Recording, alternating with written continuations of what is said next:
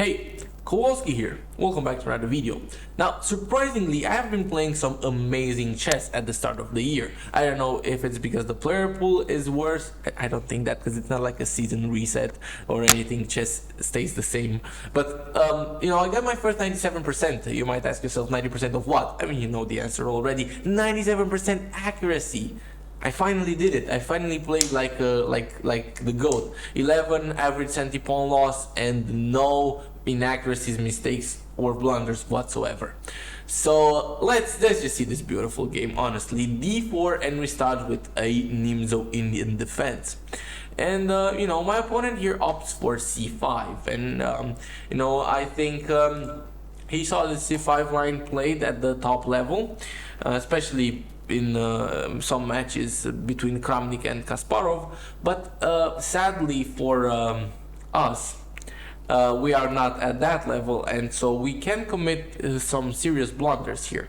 So I just went knight f3, which is maybe not the best move here. D takes on c5 according to theory definitely is the best move, but knight f3 has also been played in a couple of games, and it actually has been played by likes of Fedoseev and Maxime Vachier-Lagrave, so it's not that bad of a move, right?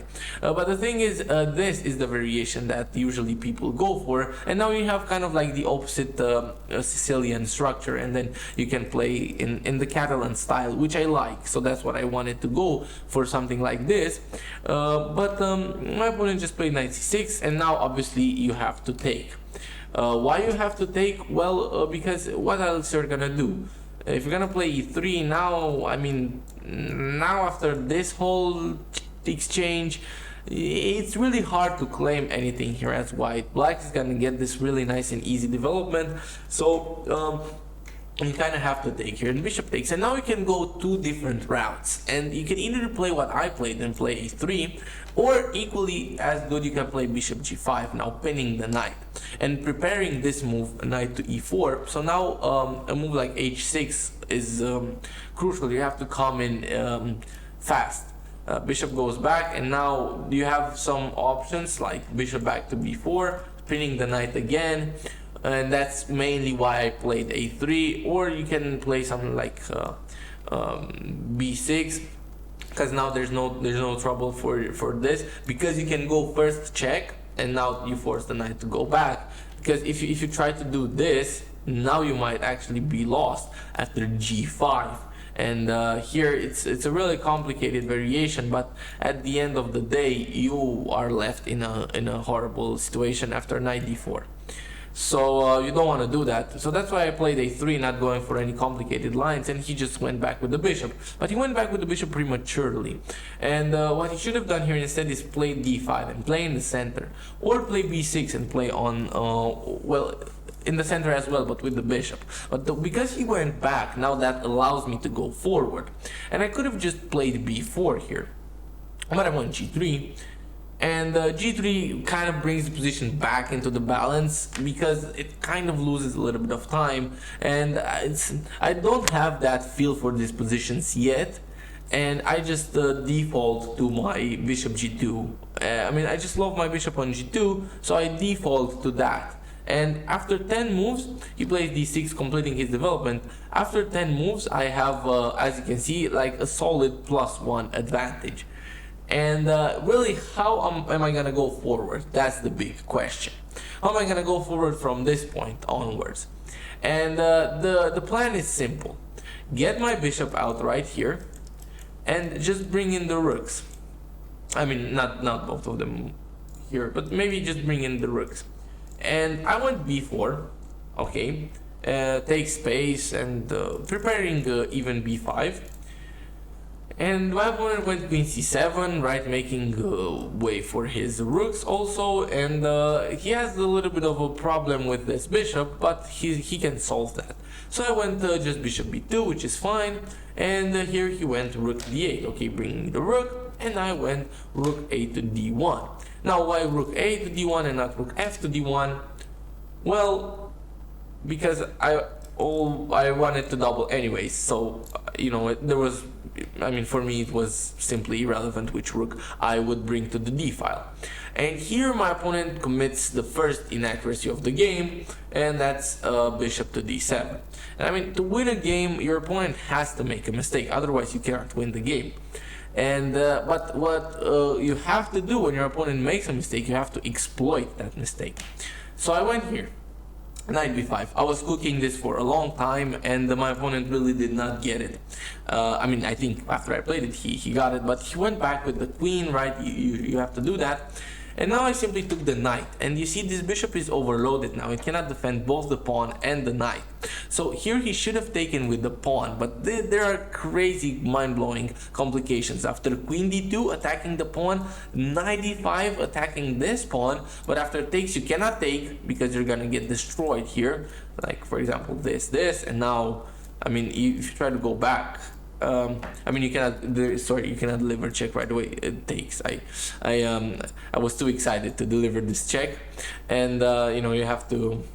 I mean, you have to play some stupid moves, and here, but you're getting mated. That's the point. So here you have to play the move d5, and here, you know what the crazy thing is?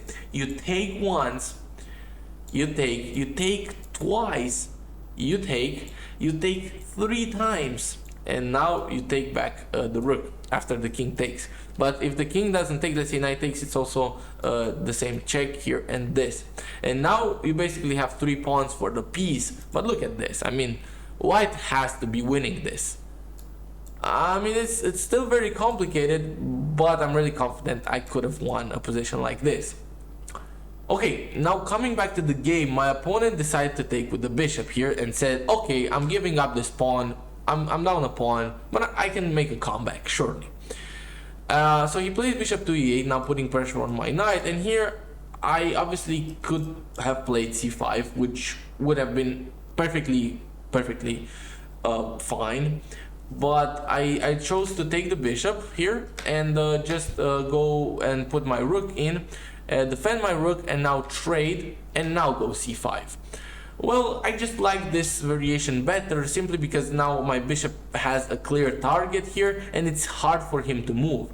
And here he commits a huge mistake. I mean, his position is bad as it is. I mean, knight to c6, for example, can be possible. But and then, okay, I would have played knight d2. I wanted to move my knight in and somehow, right? I wanted to move my knight in somehow. I mean, knight d4, but I'm not really scared about that. I can just play my queen, whatever. Let's say queen d3, right? I mean, queen c7, I can always just go here. I mean, okay, let's say he tries to come forward. I can just take, and I can just play like this. Actually, no, I cannot play like that because of the check. But I can just play like king f1 first and then play this. So, I mean, again, it's not really complicated, and if I trade down into an endgame, I'm fine because I'm up a pawn and I'm winning this, and I know that. So in any variation, he is worse in the endgame. So therefore, he tries b6.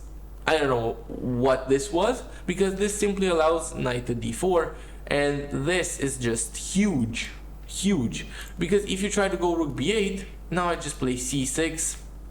And you can take this, but you don't have enough here. You can play e5, you don't have enough here. Rook d7, you simply don't have enough here. You have to sacrifice like this, and now, I mean, now you're lost.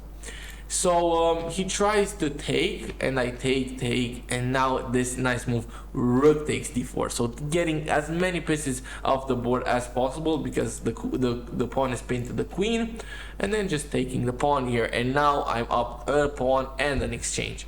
And my opponent here played the final move, queen to b8. And this move just allows me to nicely play queen d6, and he resigned after that. And the thing is, you know how bad this position is? Like, this knight is not defendable, and you cannot defend both the knight and the queen, so you have to take the queen. Taking the queen is forced.